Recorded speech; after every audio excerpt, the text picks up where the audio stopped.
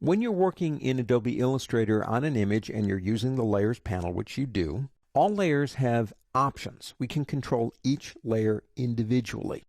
Let me go into Mandela. Doesn't really matter. You can open up anything you want for this lesson. And I'm going to bring over my Layers panel. Now there are the 4 layers in this particular document. How many layers can you have? It's really infinite. You can have as many layers as you want. Now I do know in Photoshop you can have like 8,000 layers. You could probably have that many or even more in this program. And here's something else to understand about layers in Illustrator that I like. When you add layers in Photoshop, you're adding file size because you're adding more areas to add pixels, and pixels are like bricks and they have weight. When you're adding layers in Adobe Illustrator, the layer itself really does not contain any weight because we're talking about math. So one of the advantages in Illustrator to really breaking up your documents into multiple layers is it's not going to impact complexity or file size. That's kind of cool. Let's do this. If I want to rename one, I can come up here and just click on that and rename it, which is relatively new. Every time you double-clicked on a layer a couple of versions ago, you always got the options. But now, like Photoshop and like InDesign, you can double-click right there and change the layer name. Maybe that's all you want to do. I want to change the options. So choose the layer you want to do that to and double-click over here, right there.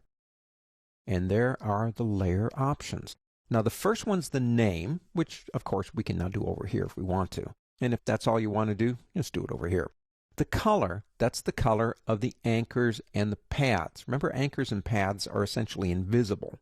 They're not really designed to print. We stroke them, we fill them, but that's the color they're going to look like. Every different layer gets, by the computer, a different color.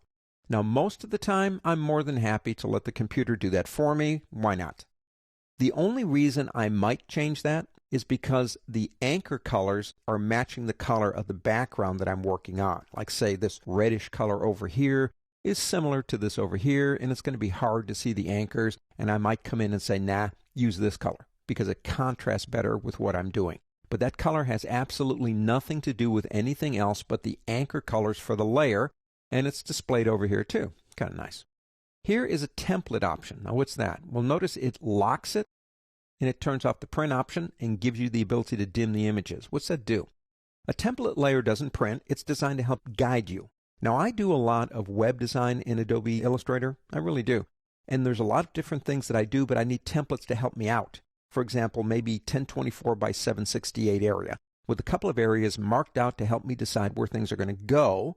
And so I make it a template so I don't accidentally print it or use it. So you have an option for template. You have a locking button here. And all you have to do is click over here, though. You don't have to go here to get the lock. Same thing with show or hide. That's that same button that's over here. Now here's the print button. Why would you not want to print a layer? Well, there are actually a lot of reasons for that. Say, for example, we know in terms of how people look at things and read that it's more of a strain to read something on a computer monitor if it's against a white background. So I create an Adobe Illustrator document and I put a background behind it of, say, 20% gray. And it kind of mutes that white coming at you when you're reading text.